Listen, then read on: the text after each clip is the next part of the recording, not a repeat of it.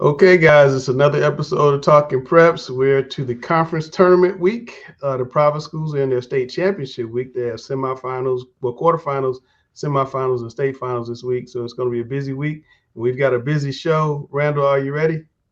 Let's go. Ready? Richard, you ready? Yes, sir. Here we go.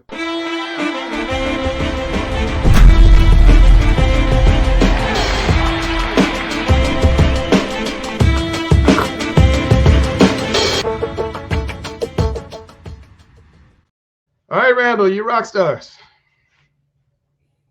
Excited. Delaney Hill from Providence. She had a career high 33 points with 6 assists Tuesday night versus Garinger. Next on the list, Lily Booker over at Mallard Creek. Lily had 22 points, 7 rebounds, 4 steals Tuesday versus West Meck, and then followed up on Friday with 15 points, 4 steals versus Chambers. Molly Burns of Audrey Kell had a good game this week. She scored 22 points, had 7 rebounds and 4 steals versus Palisades. And last but certainly not least, our Randall's Rock Stars of the Week, Kiara Anderson, first up from East Lincoln. She had 27 points, 10 rebounds, 8 assists Tuesday versus North Iredale. Followed it up with 26 points, 9 rebounds, 6 assists, 4 steals versus North Lincoln on Friday. And then her teammate Emma Monatari from East Lincoln also had a big game as well. And we have these two lovely ladies joining us today. How are you guys? Good. How are you? Good. My question, and we have Kiara on the screen, but we call it Kiki. We don't call it by nickname. When you guys are in practice, are you on the same group or are you facing off against each other? We're in the same group. So the other team has no chance at all, right, in practice? No. How do you guys share the wealth? Because you guys are both having phenomenal seasons, and it seems like you guys are, both allowing the other one to get off pretty equal. I feel like we both have different roles that we fill, and filling in those roles individually creates for other people, and just doing our job lets us get what we need to get and lets her get what she needs to get. Yeah, same question, Emma. How do you guys, work it out together to play so well together? I would say similar to Kiki, we both have different roles and help each other with what we need to do together. Tell me about going into the playoffs. I know it's conference tournament this week, but you guys are going to go to the playoffs next week. You guys obviously want to get to a state championship. You have a real serious chance of getting there. What's it going to take to kind of get over that hump and go all the way to Winston-Salem? I feel like it will take, as far as the team, we already are kind of more disciplined and stuff like that. It'll be more so getting our individual assignment down pat, because that's mainly what it's going to be getting further into the playoffs, in my opinion. Emma? I would say work more of as a team and help each other, lift each other up and just play together, and we'll win. Well, first off, before I even ask you guys my question, I just want to say how I look forward to, when I open the paper and go check the box scores. I love seeing you guys' numbers. I'm a big fan of people that fill boxes, and as you can see, you guys light it up. Kiki, you're shooting 45% from 3, and it's just amazing to me to be shooting at such a high clip. Can you talk to us about, was that a big focus for you this offseason? Well, if I'm being honest with you, I did notice that my shooting was a little low, but it wasn't really as far as a big focus for me. My 3-point percentage has been going up because I took the time to focus on my footwork. It wasn't like I didn't know how to shoot, but I wasn't using correct footwork. And then, just putting in more time on the gun or shooting on the weekends and stuff like that definitely helps. Emma, my question for you is, playing with Kiki, what does she do that makes your job easier on the court? Definitely her passing skills, and how fast she plays. When me and her are up on top on defense, just her getting a steal and me going out and getting the ball for a layup. So her defense mainly. Gotcha. Kiki, same question. What does Emma do that makes your job easier? Same thing. She's just too smart on defense, and she's lengthy, so she has that length and she's able to create a lot of havoc. And then she's just very athletic, and I know that I can trust her with the ball and putting her in certain positions. I know that she'll do what she needs to do. Well, ladies, it's been amazing watching you guys from afar play. Randall said last week you're the #1 dynamic duo in the area, so that's very high praise. Best of luck to you. Hopefully, we'll get a chance to watch you guys in person, Winston-Salem, in another 2 weeks. Thank you so much. Thank Yeah, you. absolutely. Thanks for coming on, and like I said, best of luck to you guys. Thank you, Thank you. of We appreciate course. you for having us. Absolutely, absolutely. Um, well, Randall, those are your girls rock stars. Now we got to bring in the Rick's picks. Let me call Rick up here. Those girls are really, really good. I mean, every day we look up, they're having big games. Rick, let's see what you got on the boy side. Well, we're going to start off with 5'10 sophomore Nolan Erickson of Mooresville. He had a game high 21 points. He had 4 3-pointers, had 9 free throws in the upset win at Lake Norman. And Lake Norman was ranked, the #1 team in RPI for the 4A classification. What was unique about this, he hit timely shot after timely shot. And more importantly is you have to think that when Mooresville played Lake Norman at home, they lost by 35, so they go on the road, and he had a monster performance in the upset win over Lake Norman. Next up is 6'7" senior Jeremiah Howard of Concord. He's had multiple double-double games this season. This particular game, he had 24 points, 11 rebounds, and Concord is sitting, with a pretty good record, like at 15-9. Next up is 6'6" Robert Magner from Pine Lake Prep, had 24 points in the win, and this was important because it secured first place tie in their conference regular season.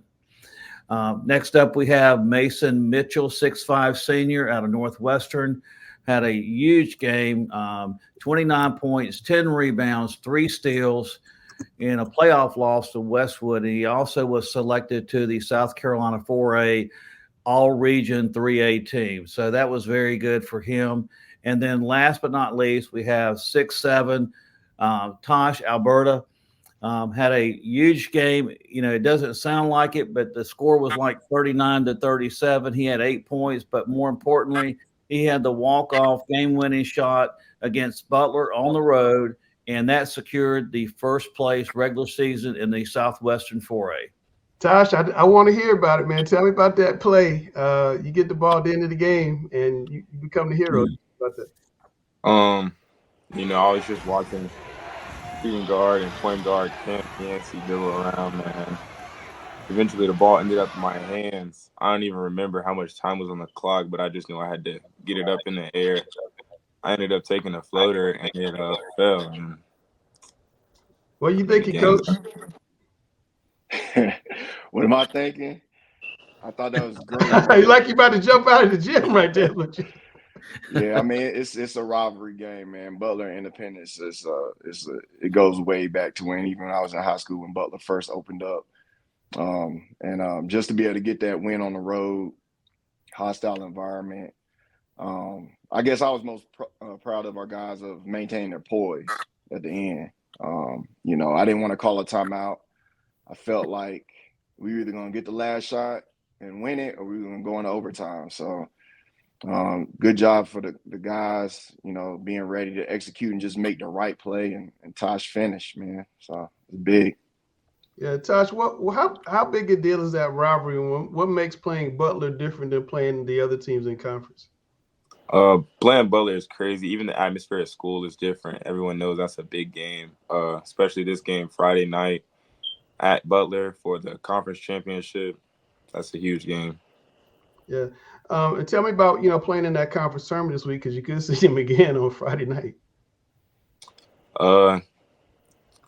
We just got to stay focused even after that big game, get ready for the conference tournament, and try to, win again. Do you want to play Butler again? It doesn't matter who we play. Just try to win. Good answer. Good answer. Hey, Tosh, I have a question for you. You guys are 17-5 and 11-1 in conference play. And, you look around, a lot of the teams have, big time players as far as names, but it seems like every year Independence coached by Preston Davis always overachieves and, emphasizes that defense and, you grind it out on the court. How surprised are you by this season's regular season championship? I'm not surprised at all. It's really a team effort with us all the time. We're all going out with one goal is to win. So it's no surprise at all. Coach, what about you? Surprised? Well, I felt like we had a good shot this year. Past couple of years we've taken some lumps. We lost some guys. We had to really kind of grow up. And so this year, going into this year, we had a goal. Last year we had a winning record, but we fell short of the playoffs, because of the RPI rankings and things like that. And so that kind of really stuck with me. And so I wanted to make sure going into this year that, I try to continue to emphasize that, hey, we want to get back to a certain level. And, the guys, they worked, had a tremendous off season.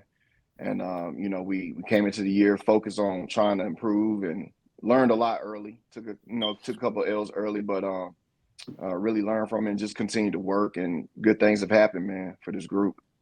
I know you're a defensive coach, Coach Davis, but 39, 37? I mean, what's going on with the O over there? Man, you know what? I just, like Tosh says, man, our goal is to win. The one thing I always want to tell my guys is, defense gives you a chance to win, because your offense might not travel. You might not be hitting shots.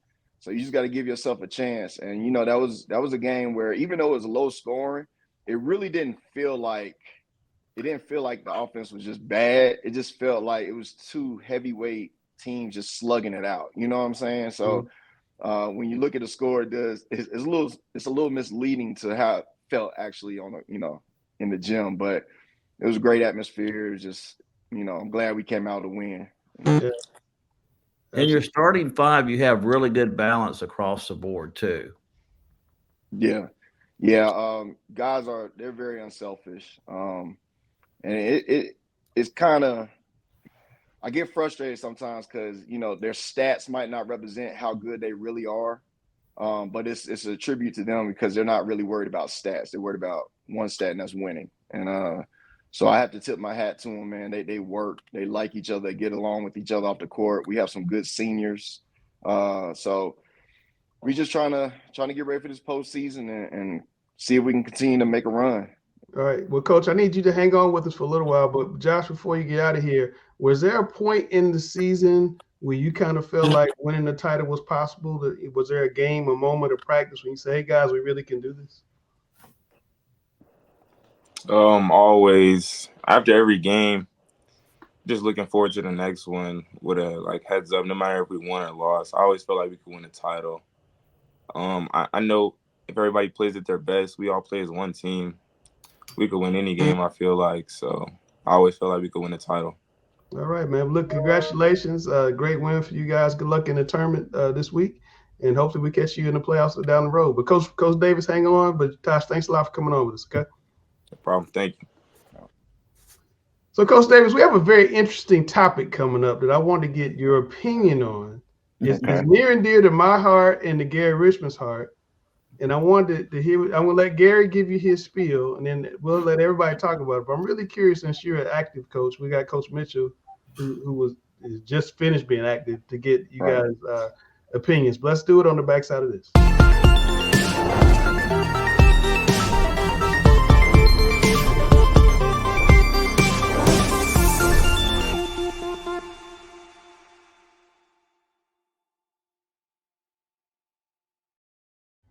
All right, so we've been talking, Coach, about not having conference tournaments and having a city championship.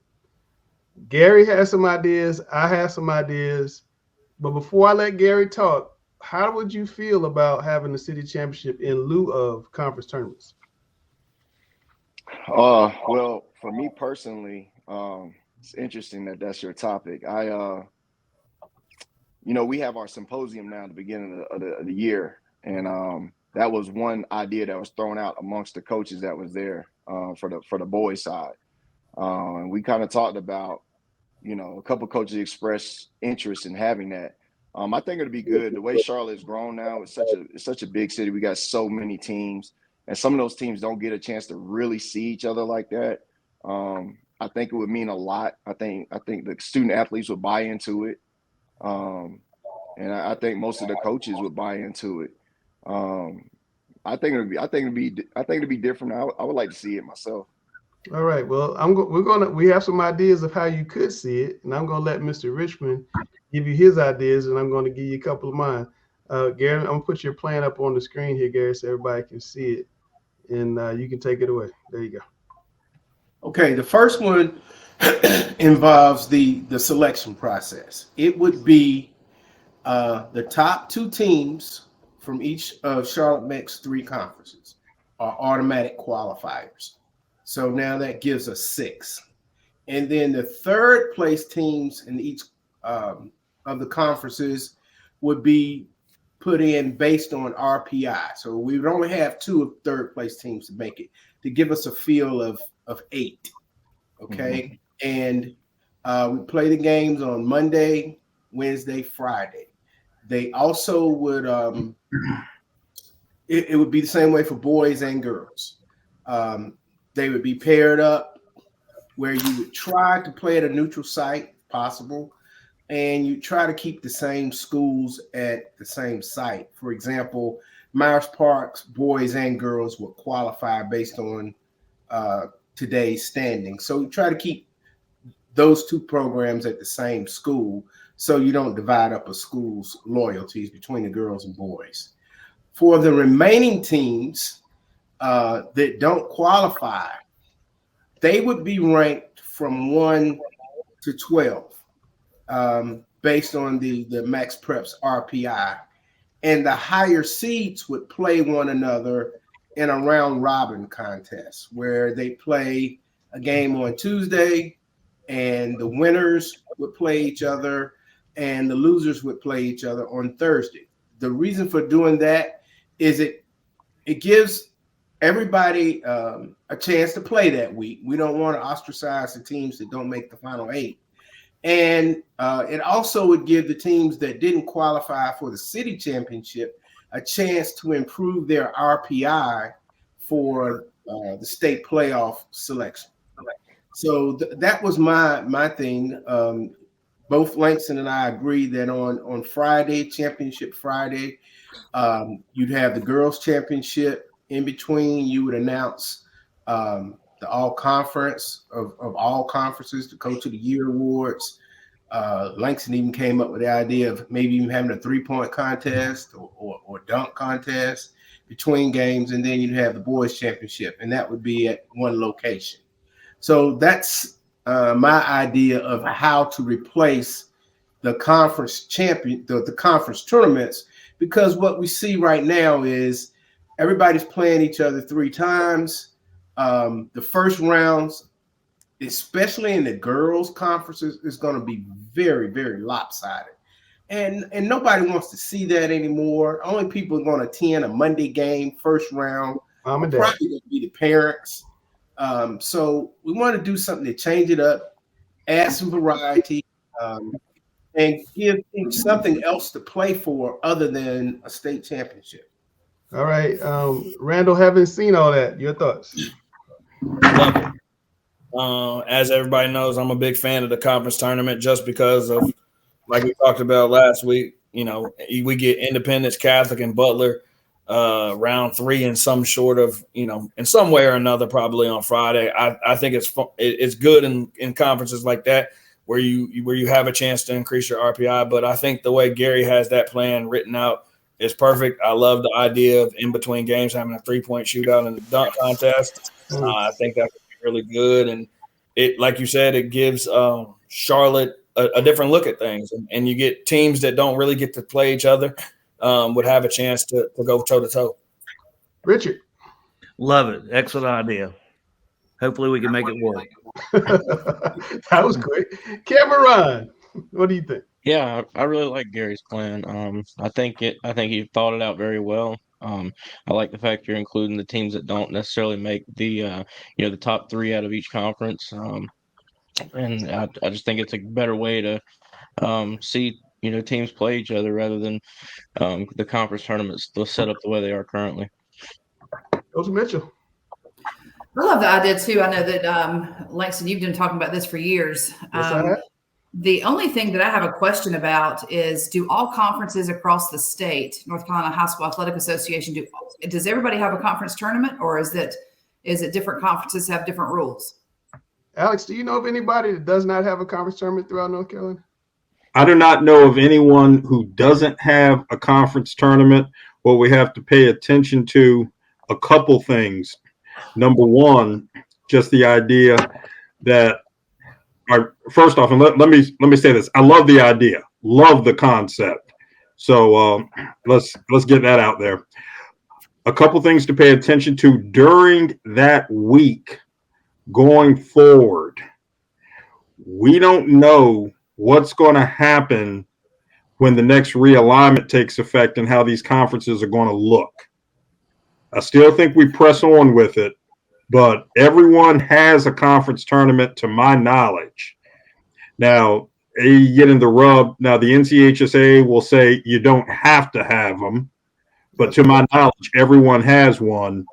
And you just want to be cognizant of the fact that we have no concept of what the conference model will look like beginning in 25, 26. So love the idea. Let's just keep those two things in mind. Okay, Chrissy, go back to your thoughts. Alex, you almost made me have a Fred Sanford moment right there.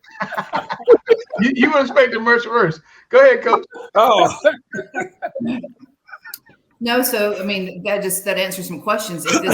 Is this something that the state is going to have to approve us getting out of doing a conference tournament and approve us moving forward? No. Or there's no approval for that? They've told me 10 times it's okay as long as it doesn't exceed the game, the maximum number of games you can play. So if you take these 3 games and replace the conference tournament 3 games, they have no problem. I think the only thing that, I love it. Don't get me wrong. I'm just playing devil's advocate for a minute. The only thing that could possibly deter some coaches that want to really support it is, you got the state tournament the following week, and instead of just cakewalking into the state playoffs, now you're going to have 3. It's pretty much a mini state championship, because in those 8 teams, probably all of those 8 teams have a really good shot. I got something to show you in a second, Chrissy. So I think that's the only thing is, you're going to, instead of saying, some teams can say, well, we just went undefeated in the conference, we're going to go ahead and win these next 3, and then we're going to prepare for the state playoffs. Now you have to prepare for 3 really tough games, and then 6 more games into the state. Good point. Coach, having heard all this, what are you thinking now? We started out saying I like it. Has anybody changed your mind? No, I still think it's a good idea. I hope all the coaches would buy into that. I know some coaches have preferences. They don't want to play teams in the area as much as people. Now, who would you be talking about, Coach David? Listen, I'm just saying. Who would you be talking about? I'm just saying. I think it would be good. I'm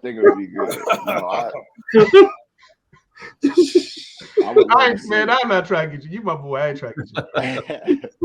I like that one though, Coach Davis. I like that one though. All right. So, Christy, here's my plan. We have 3 brackets. You have the top 8 in the Vicky Hamilton bracket, the top 8 teams based upon Sweet 16 rankings, whatever you want to call it.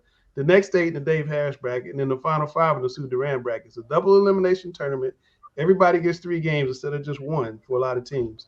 And the teams who would normally be on the back end of the beatdowns that I think it was Randall was talking about, or Gary was talking about with the girls, they're going to actually have a chance to win. Each team gets a trophy. There's going to be a plaques given out to the all-tournament team in each bracket. So you have 3 brackets with 3 bracket winners. That's how I've always thought about this. And actually, last night when I was watching that dunk contest, it was boring me to death. I took a look at what that would look like. And then if we did the girls, Coach, this is what it would look like. I may have to zoom in on it. But this is what it would look like in the girls if we did a double elimination with the Vicky Hamilton bracket. Now, let me see if I can find it so I can blow it up. Wait a minute. I didn't know it was going to come out looking that small. Where's the Vicky? Did it get bigger? Or did I block it off? Kind of. Now can you There see you it? go. Okay. Yeah, a little bit better now. How about now? Mm-hmm. All right. So that's what it Yep. would look like right now. It'd be like those are the top 8, and I just put them in the bracket chart, and then they would break down that way.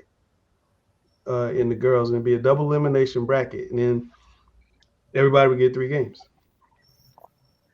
And that's what, and I think it gives everybody a chance to play 3 games. It gives everybody a chance to play light competition. Now, Coach, to your point, that is going to be some tough games. Having seen that, does that make you feel even more strongly about what you were saying before? Are you talking to me? Yeah. So no, I mean, I love it. I love competition. I do think that there's going to be some coaches that look at this right here and say, dang, I'm going to get beat up, or this is going to be really tough.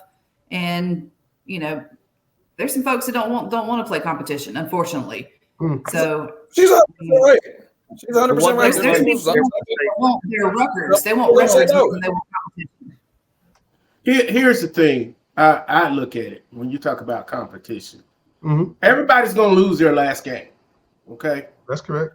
In the state, except the state championship. Everybody's going to lose their last game. Okay. And good programs run in cycles. You'll have teams that have a good 3-4 year cycle, and then they'll be down 1 or 2 years, and then they'll come back and they'll have another good 3 years. Nobody has dominated CMS basketball for a whole decade. Now they've some been pretty close, but that's a rare occasion. And even those teams that were very good for a whole decade, they didn't win the championship every year. No, that's a good point. I remember when Harding was everything really goes in cycles. Yeah. It's gonna be 2 things that people are gonna argue with this.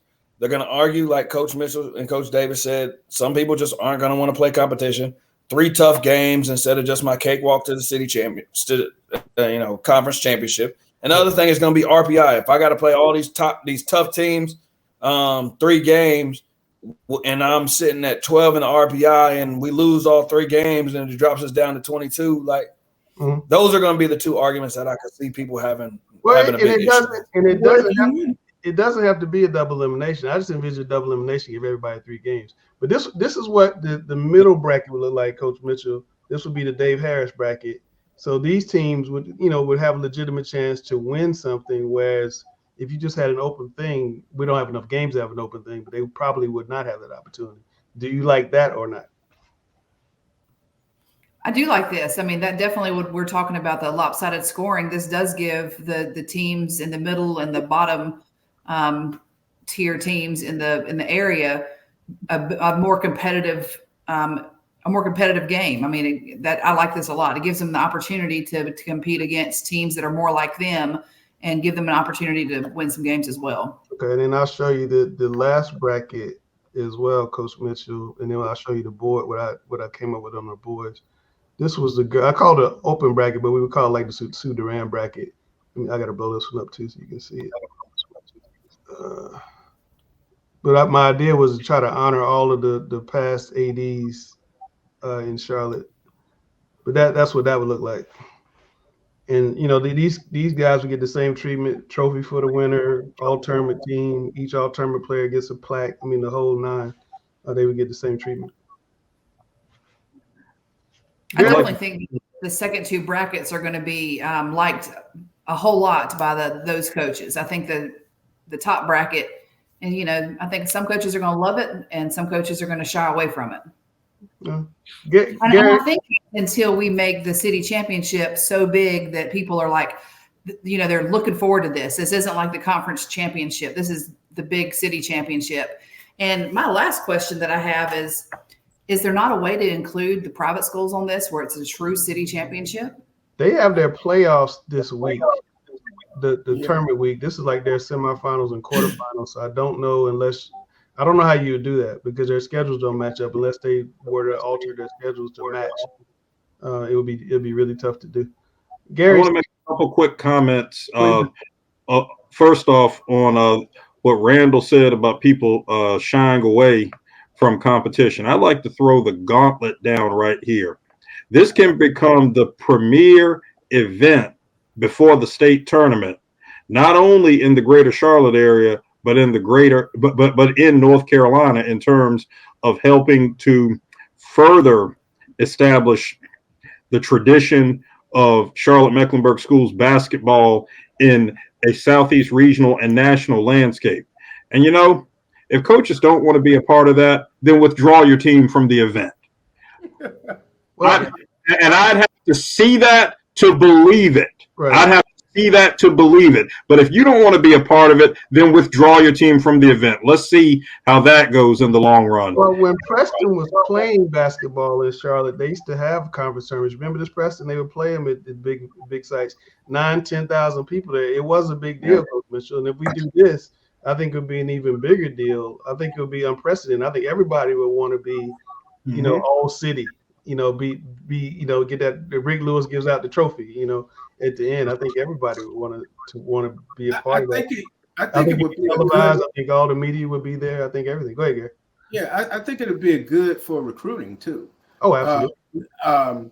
Where a lot of college coaches they have a tight schedule to go out in season to see games, and if they are able to go to a high school game, they want to see the person they're looking at against great competition. Absolutely. They don't want to see a kid that they're looking at playing against a team that's only won 5 games that season. Okay, this is not going to give them an accurate look at how good that person is that they want to recruit. Absolutely. This is the boys Dave Harris bracket. So this will be the middle tier boys bracket of what we currently have. What do you think about that, Coach Davis, looking at that? Man, that's tough. Y'all got Catholic in the middle bracket. That's the first thing I noticed too, Coach. But I'm saying that's just Langston looking at it. And I was doing this while I was watching the dunk contest, chatting with Randall. So this is this is just a rough draft. You'd have a selection committee to do it. And you can base it off the Sweet 16. You can base it off max preps. You can base off whatever you want to base it off of. But and then I took in the conference finish into it as well. No, I think it's a good idea. I think I wanted to touch on a point that was just made about coaches, maybe shying away from competition. Mm-hmm. Another coach brought this up to me. He made a good point. I didn't think about this. Once you start an event like this and it gets some buzz and some hype, your kids are gonna put pressure on you because they're gonna want to know why we're not playing in it. So, that's going to be incredible. Well, at least from one media outlet in town, there's going to be an incredible amount of hype. That's another way to kind of ensure that everybody's in it, because once it's hyped up, kids and parents they're gonna want to be in it, especially if they feel like they got the best team. So I think being able to be recognized by your peers and letting them see you win hardware, being recognized for making all conference, having a 3-point, having a dunk contest, I think everybody, and like I said, every media outlet will be there. If this goes through, instead of this being the Talking Preps pre-tournament show, this would be Selection Sunday. Oh yeah, right? Absolutely. All right, so this would be the Sue Duran bracket for the boys, Gary. This would be the open bracket for the boys. So each one of these teams, again, has a chance to win a championship, get a trophy, all of that, and there'll be an all-tournament team just like the other 2 brackets. So that's what that one would look like. Richard, you hadn't said anything in a minute. As I'm showing these boys brackets, what's going through your mind? I'm going to show you the big one here in a second. I think it's a well thought out plan. As far as the top bracket, competition is only going to help you prepare for the state tournament. So if you play 3 tough games, if you're one of those upper tier teams, you're probably going to be a pretty high seed in the state tournament. So you're probably going to have 1 or 2 games that may not be as tough, but I do think those games in the bracket will help prepare you for the state. I think competition's good.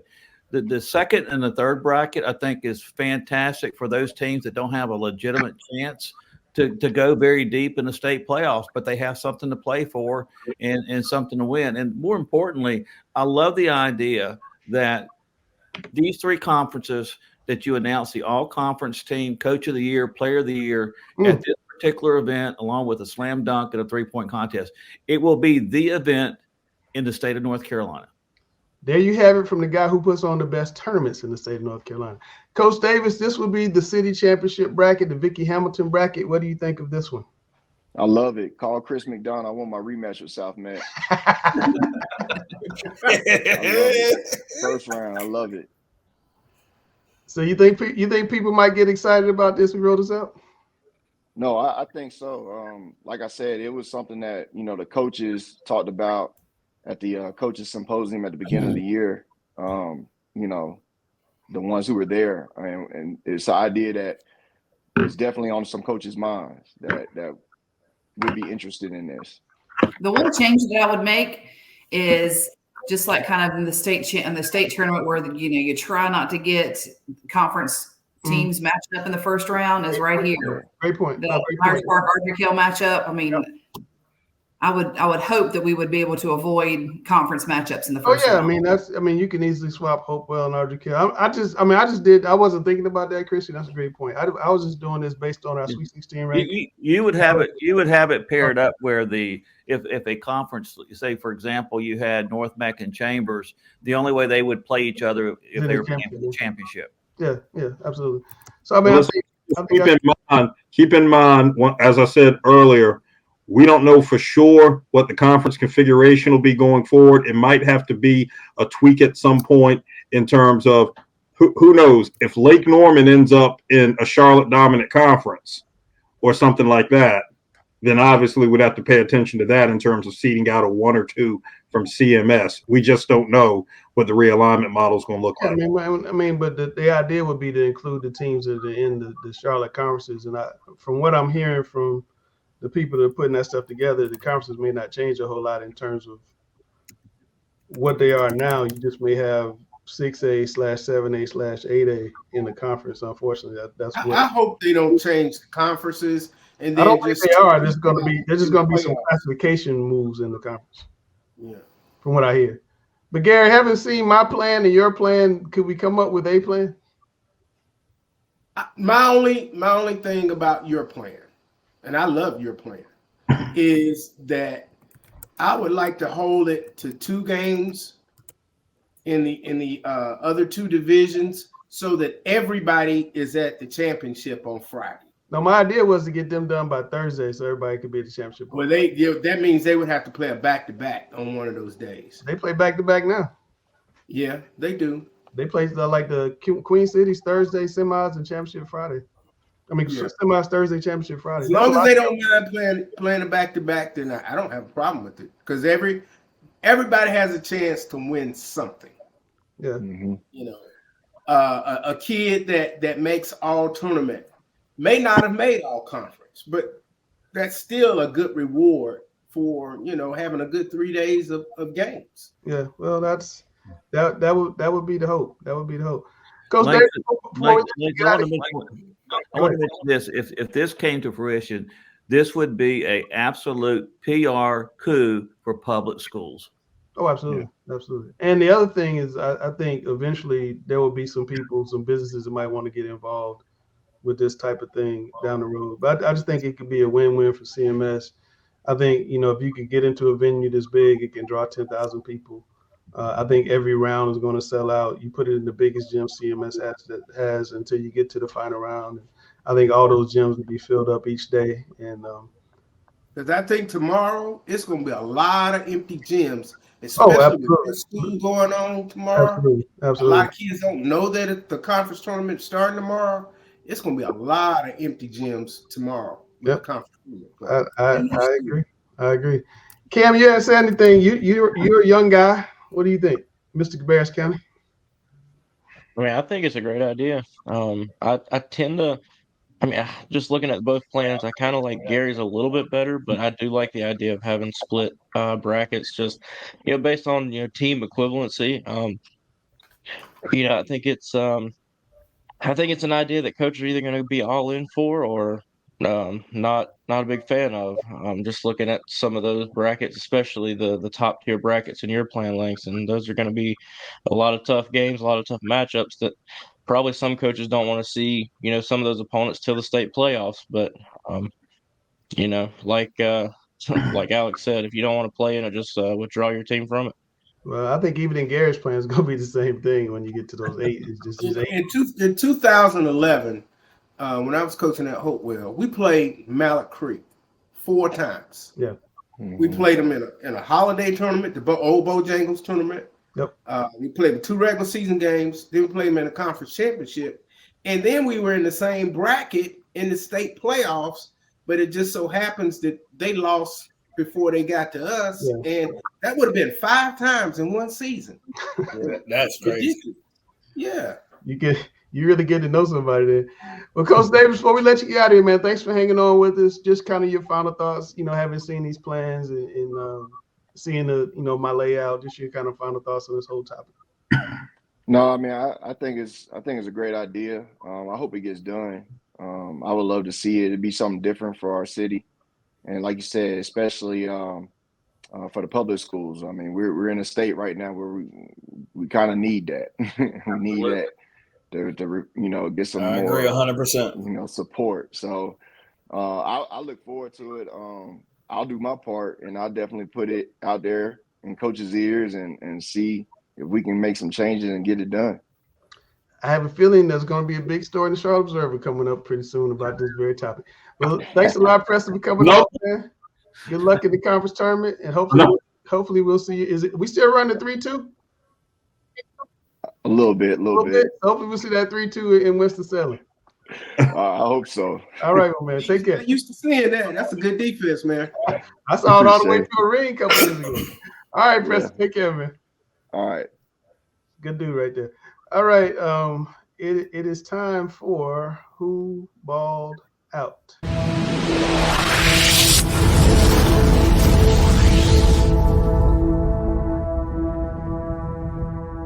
So Randall made me go find this first guy, Terrace Bowie. Real short clip, Randall, but real short comment. Go ahead. Ooh, not the East Bay going on in game.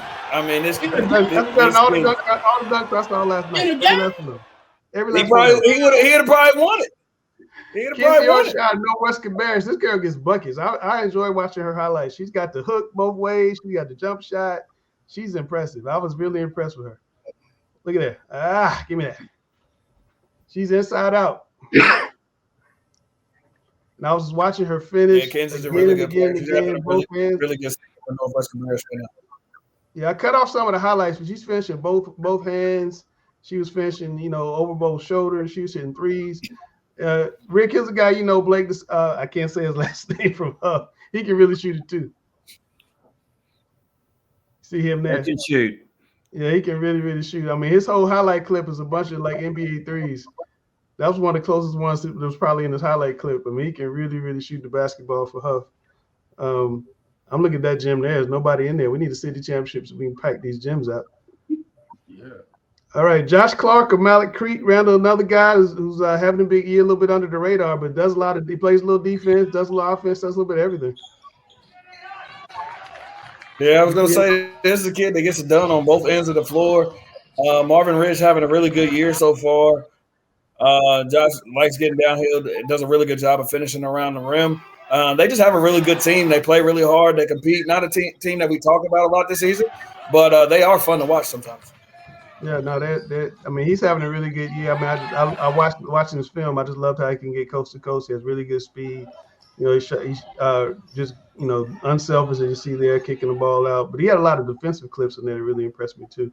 So I was very impressed with Josh. So if you guys want to be on Who Balled Out, here's how to do it. Send your DM your clips to Observer Preps on Twitter or X or even Instagram. I think it's Observer Sports on Instagram. But send in your clips and you can be featured on Who Balled Out. So if it's the 3 of y'all on the screen together, I think I know what it's time for. Coach is being real quiet and she knows what time it is. Are we not doing an intro? We gonna go right at it? You're doing the intro. Okay.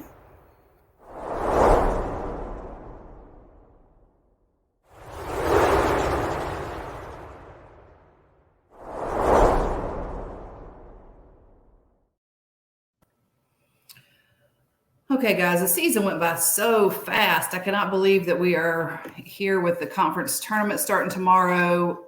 Next week starts the state playoffs. Do you guys think that a selection committee would be best instead of using the Max Preps computer system when we're doing the North Carolina playoff seedings? What do you think? Should we have a selection committee, or should we just continue going off the computer? Go ahead, Coach Rick. You can go first. Well, I particularly like the Max Prep ranking system. I mean, I know it's done by a computer. It's computer generated, but it takes a human element out of it, and also it takes any bias out of it as well. So no matter what system you have, someone's going to complain about it. Someone's going to complain about the Max Prep system, and someone's going to complain about if there's a selection committee. I just think you leave any political, things out of it if you just continue using the Max Prep. I agree with a couple of things that Coach Rick said. When you put the human element into it, you can have people that have bias that like a school or don't like a school. So you have to take that into account. I think you still use the Max Prep ranking, but I think you need a human element also to make sure that the matchups are correct and that everything, is the way that it should be. So I wouldn't say switch it completely, but I would say we need a committee to come in and just oversee and say, all right, it's correct. There's no changes that need to be made. Okay. So under the next realignment, there could be 55 teams per class in basketball. Is a 32 team bracket, is that the right size? Do we go up? Do we go down? What's that look like? I particularly like the 32 team bracket. That allows everybody, I think, to play 4 games to get to the championship. And, there's a situation where I don't think it does anybody any good when you have a number 1 seed playing a lower seed, or lower seeds playing each other to win that game to play the higher seed. I think at that particular point in time, pick your 32 best teams and roll with it. I gotta agree with Coach Rick there. I think it's pointless to have some of these blowouts that we could have. I think you just put the best 32 in there, and let's go compete and see who can make it up. And one other thing too is usually those type of games probably end up costing the school more money than what they can make off of it, because of the travel time, the cost of the official security, and you're not really going to have a big attendance for those particular games. Agreed. And last question. Girls basketball blowouts are persisting. What do we do? I mean, we've talked about this for the last couple of weeks, and we keep seeing it. What steps do we take to deal with this problem? I think you've done a great job, but you're trying to get, clinics around the city going to try to get more interest. I think that's a big issue, is you have a bunch of girls who just aren't interested in the sport right now, whether it be to go play soccer, softball, volleyball. My numbers are low this year for my team, and, I don't have the number of kids on my team that I normally have. So I think it's just down. So I think we just have to, work to try to build basketball back up in the community and get girls excited about playing, and just really, focusing on skill development, getting them in the gym, getting them interested, and try to build a lot of these programs back up. Also, too, we talked about the conference tournaments. Doing away with a conference tournament, it would also allow, hopefully, a lot of the weaker girls teams to basically schedule other teams of equal ability and have more competitive matchups. I agree with that as well. No, that's a very interesting topic. Because Cam, you're out at a lot of games. What are you seeing when you're out there with these girls in the blowout? Cam. I don't think Cam can hear me talking. I don't think you hear me either. No one can hear you talking. He was asking you, what do you think about the blowouts in girls basketball, since you go to a lot of games, Cam? Oh, yeah. Sorry, I did not hear a word you were saying. I think there still needs to be. I think coaches need to first off understand, and we've beat a dead horse on this show talking about it already. Once you get to a certain mark, you gotta take your foot off the gas a little bit. I don't think there's any benefit of embarrassing another team, but I don't know what the exact answer is on bridging the talent gap with certain schools, but I definitely think there needs to be something done. Yeah, no, I agree. Have you seen like teams pressing when they're up 40? Have you seen that? A time or two. I mean, I'm not gonna I'm say asking you to which say who it school is. did I'm it just saying, because have you seen it? Yeah. yeah, I mean I've seen it a time or two, and that could be for various reasons, but I don't think there's any reason good enough to constitute embarrassing someone, and most importantly, another students and kids. Absolutely, absolutely. Well, before we get out of here, I'm gonna put Randall and Rick on the spot and find out who are the finalists for Mr. and Ms. Basketball.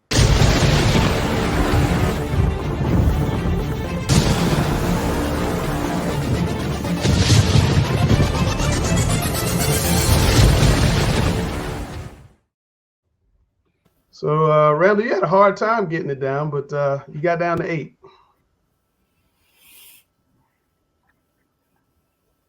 So nobody can hear me right now. I can hear you. I can hear you. I think Randall's frozen. Well, Randall's was telling me he had a hard time. He got down to 8, but these are his 8. Not a lot of big surprises. Emerson Thompson, I think, moved up from our earlier rankings, but the rest of them, I think, were 1 through 8 on his list. I mean, just a really, really strong list. Alex, anybody on here surprise you at all? No. No, there's no. I'm man of many words. I'm not going to say anything about this list because the list speaks for itself, and we're going to enjoy conference tournaments next week, and we're going to enjoy the state playoffs and see these young ladies continue to demonstrate the excellence that they've done all year long, and some of them for 4 years. This list speaks for itself. Yeah, Randall, are you with us now? Randall still. I am. I've been with you the whole time. Well, tell us about your list. Can you hear man. me? Yes, tell us about your list. I can hear you. Tell us about your list. I said I love the list. I love the list. I was really excited. It was hard. I mean, when I got down, I had 11 or 12 names, and I didn't know how to eliminate people, and I had to go back and do it multiple times. But I finally got it done, and then Coach Rick tried to call me out yesterday and said, "Oh, that wasn't too hard." He didn't know the struggle that I had before. But I'm really happy with this list. I feel like the players that are on this list have deserved it. They've had good seasons. They played really well. And like Alex said, I'm super excited to see them here in the state playoffs. All right, so we're going to cut it to 3 next week, and then we're going to announce the winner the Monday of the regional week for the state association. So look out. That becomes a lot more difficult, though. Say again, Rick? That becomes a lot more difficult. Yeah, but I mean, eventually we got to give it to somebody, so you got to cut it down. Tell us about the boys, Rick. Well, first of all, I don't know if we've ever had a situation where in your final 8, 4 of the players are all committed to a big 4 school, UNC, Duke, NC State, and Wake Forest. You have Isaiah Evans, the Duke signee, Jalen Jude Harris, who's going to Wake Forest. He's having an outstanding year. He's averaging 31 points a game, 6 rebounds. Colt Langdon is one of the juniors for Millbrook. He's averaging 27 points a game, 10 rebounds. And the other thing I want to mention about this particular list, every one of these players is playing on a team that has a legitimate chance to win a state championship. That's impressive. You have 6'6" Paul McNeil going to NC State. I just wanted to tell you his numbers, for example. His numbers across the board are fantastic. Averaging 31 points a game, right at 10 rebounds, 4.7 assists, and 2.5 steals per game. So he's doing it across the board. You have UNC signee Drake Powell. To me, he's the most complete player in the class. His numbers won't stand out as much as, say, an Isaiah Evans or a Paul McNeil. But just to give you an idea, Drake's averaging 18, which isn't bad, 8 rebounds, 5 assists, and 2.4 blocks per game. And he's probably, in my opinion, the best defensive player in the state of North Carolina. That's very impressive. Next up, you have 6'10" Trent Steinauer of Lake Norman. He's averaging a double-double. They're one of the best 4A teams in the state. He's averaging 15 points a game, 10 rebounds, and also 3 blocks. And then next up, we have the Miami signee, Austin Swartz, 6'5", 6'6". He's a do-it-all scorer. He can score from all 3 levels, but has tremendous range on his jumper. And the one player in the junior class, which is the number 1 player in the state of North Carolina, that this young man at 6'10" has a 7+ wingspan. He has NBA athleticism, and I think the sky's the limit for him. And he's having a great year for Myers Park, averaging over 17 points a game, and that's Sadiq White. No, I agree. Sadiq White, it reminds me a lot. Well, not a lot, but he's just very similar to Antoine Jamison when I watched him play. He's got that quick second leap like Antoine. He actually be more athletic than Antoine was in high school, which is kind of hard to imagine. Imagine a dunk contest. Imagine a dunk contest at the city championship with Sadiq, Isaiah Evans, and Tarj Bowie in it. How fun would that be? Oh, it'd be nuts. It'd be absolutely nuts. The same deal, Rick. Better than the one last night. Yes, it won't take much. Same deal, Rick. Next week 3, and then the week after that 1. Now we may have a hard time on this one. Well, you got. You know what? This is one of the deepest classes in North Carolina in quite some time. And you have 10 players in the state of North Carolina in the 2024 class that's ranked in the top 70 in almost every national recruiting ranking. Yeah. All right, Christy, time for your shout out. 2002. No shout outs today. What I just have to say is, good luck to all the teams and players, coaches going forward the next couple of weeks. Seasons are, this is the time that you got to do it right or you go home. And from one mama whose heart was broken this past week, I won't see my baby dressed in purple and gold ever again playing in high school basketball. So it goes by fast. So enjoy every minute of it and give it your all the last couple games you have. Absolutely. Gary, you made a comment in the chat that caught my eye, so I'm going to give you 30 seconds. Tell me about why would a selection committee be better than Max Preps? No, I didn't say it would be better than Max Preps. What I said is let the Max Preps choose the 32 teams and then let the selection committee seed the teams, because you don't want 2 teams from the same conference playing each other the first round or the second round. So you want to seed it where teams from the same conference don't play each other early in the tournament.